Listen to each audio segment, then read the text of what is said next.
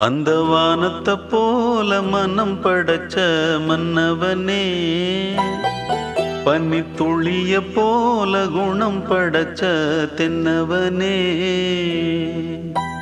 மஞ்சளிலே ஒரு நூலெடுத்து